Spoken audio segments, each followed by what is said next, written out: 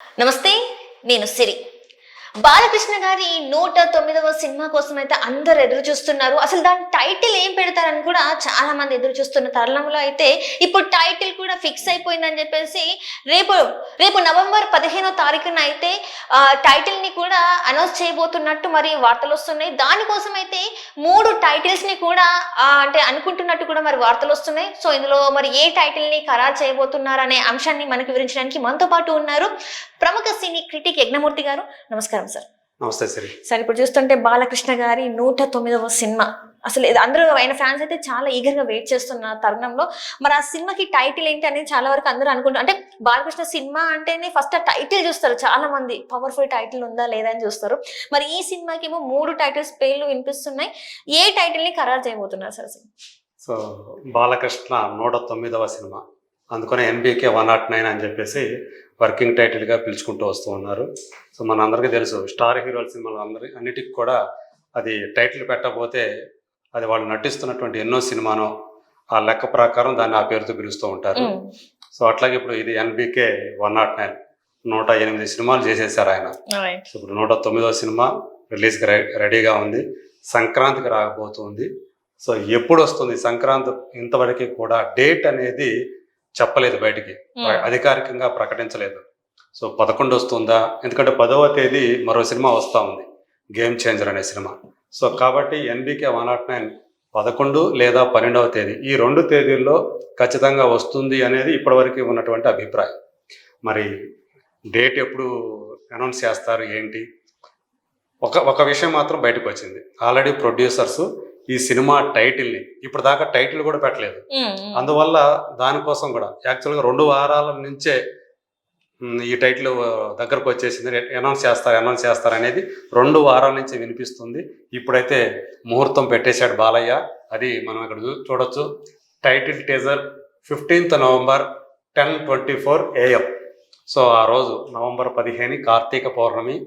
ఆ రోజు ఉదయం 10:24 కరెక్ట్గా మనం ఎన్బికేనే ఆ ముహూర్తం నిర్ణయించి ఉంటారని చెప్పేసి మనం భావించవచ్చు. ఒక మంచి రోజు చూసుకొని చేస్తూ ఉన్నారు. ఆ రోజు టైటిల్తో పాటు టీజర్ కూడా రిలీజ్ అవుతుంది. ఆ టీజర్లోనే డేట్ అనౌన్స్మెంట్ కూడా, రిలీజ్ డేట్ అనౌన్స్మెంట్ కూడా ఉంటుందని బాలయ్య ఫ్యాన్స్ అందరూ కూడా ఆశిస్తూ ఉన్నారు. అదే జరగబోతుంది కూడా. సో మనకు తెలుసు, బాబీ కొల్లి, యాక్చువల్గా తన పేరు కేఎస్ రవీంద్ర. తను బాబీగా స్క్రీన్ నేమ్ పెట్టుకొని, సో అలా ముందు వాల్తేరు వేరే ఇలాంటి సూపర్ డూపర్ హిట్ తీసినటువంటి డైరెక్టర్. దాని తర్వాత ఇమీడియట్గా బాలయ్య బాబుతో తీసినటువంటి సినిమా ఇది. సో ఆ వాల్తేరు వీరయ్యతో పాటే రిలీజ్ అయి ఘన విజయం సాధించినటువంటి వీరసింహారెడ్డి హీరో బాలకృష్ణ. సో అలా అప్పుడు ఒక డైరెక్టర్ హీరోగా పోటీ పడ్డ వాళ్ళిద్దరూ కూడా, అది కూడా సంక్రాంతికే, ఇప్పుడు వాళ్ళిద్దరూ కలిసి ఒక సినిమా చేస్తూ ఉన్నారు. సో ఆల్మోస్ట్ అయిపోవచ్చింది. దానికి సంబంధించిన షూటింగ్ కూడా ఇంకొక 2-3 వారాలు అయిపోతుందని చెప్పేసి సమాచారం. సో ఒకవైపు పోస్ట్ ప్రొడక్షన్ వరకు కూడా జరుగుతూ ఉంది. మరి ఏంటి టైటిల్? ఇప్పుడు ఇదే చర్చ నడుస్తూ ఉంది. అంటే 3 టైటిల్స్ ఆ పేర్లు బయటకు వచ్చాయి. సో డైరెక్టర్ బాలకృష్ణ దగ్గరికి 3 టైటిల్స్ తీసుకొని వెళ్ళారు. ఆ 3 టైటిల్స్లో బాలయ్య ఒకటి తీసుకొని దాన్ని పిక్ చేసి ఇది ఫైనల్ అని చెప్పారు అని మనకు అందుతున్నటువంటి సమాచారం. అందులో ఒకదాని పేరు వీరమాస్. యాక్చువల్గా ఈ వీరమాస్ అనే టైటిల్ అదే ఫిక్స్ అవుతుంది అన్నట్లుగా ఇప్పుడు దాకా మనకు వినిపించింది. ఇంకొకటి సర్కారు సీతారాం.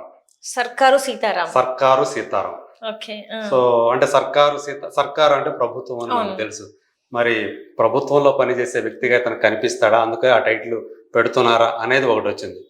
ఈ 2 కాకుండా ఇంకొక టైటిల్ కూడా ఆయన ఇచ్చారు. అది డాకు మహారాజ్ అనేది. మళ్ళీ ఒకసారి చెప్పండి సార్. డాకు మహారాజ్ అంటే దీనికి ఏమన్నా వెనకాల ఏమైనా స్టోరీ ఉందా సార్? డాకు అంటే అది కూడా ఒక గోండా లాంటి, ఒకప్పుడు ఆ టైటిల్ తో డాకు అనే టైటిల్ తోటి కూడా సినిమాలు వచ్చాయి. డాకు అనే టైటిల్ తోటి, అంటే అంత చురుకైన వాడు.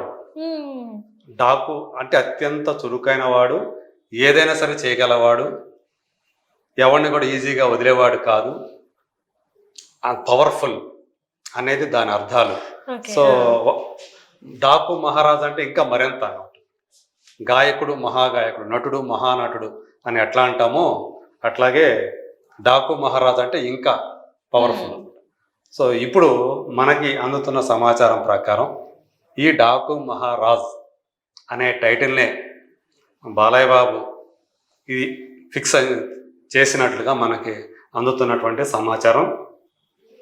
మరి ఇదే ఆ రోజు 15వ తేదీ ఉదయం పూట వచ్చే టైటిల్ అదే అయి ఉంటుందా కాదా అనే సస్పెన్స్ అయితే కొనసాగుతూ ఉంది. ఖచ్చితంగా ఈ మూడిట్లో ఒక టైటిల్ అయితే ఉంటుంది. సర్కారు సీతారాం అనేది పెద్దగా వినిపించట్లేదు, కానీ వీరమాస్ డాకు మహారాజ్ ఈ రెండిట్లో ఖచ్చితంగా ఒకటి ఉంటుందని ఫ్యాన్స్ కూడా నమ్ముతూ ఉన్నారు.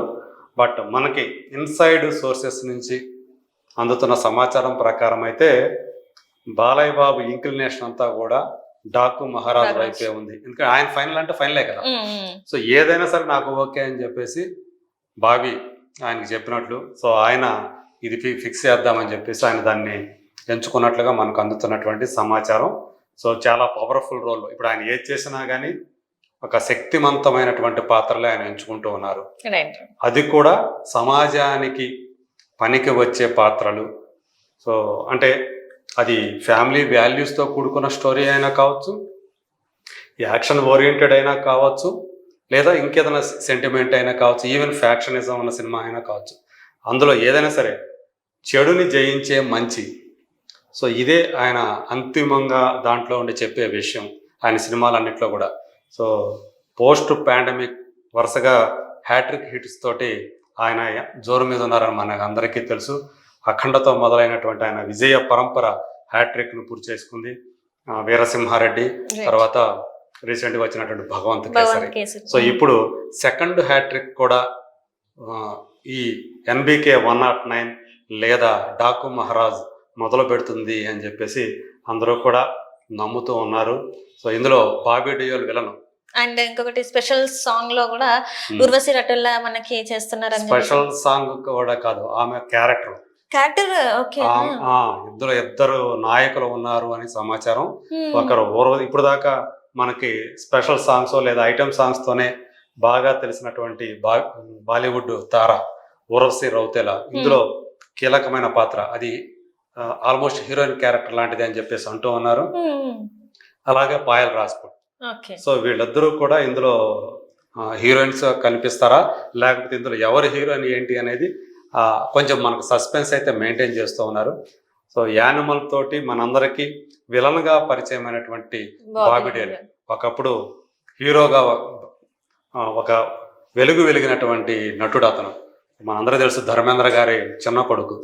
వాళ్ళ అన్నయ్య సన్నీ డియోల్ పెద్ద స్టారు.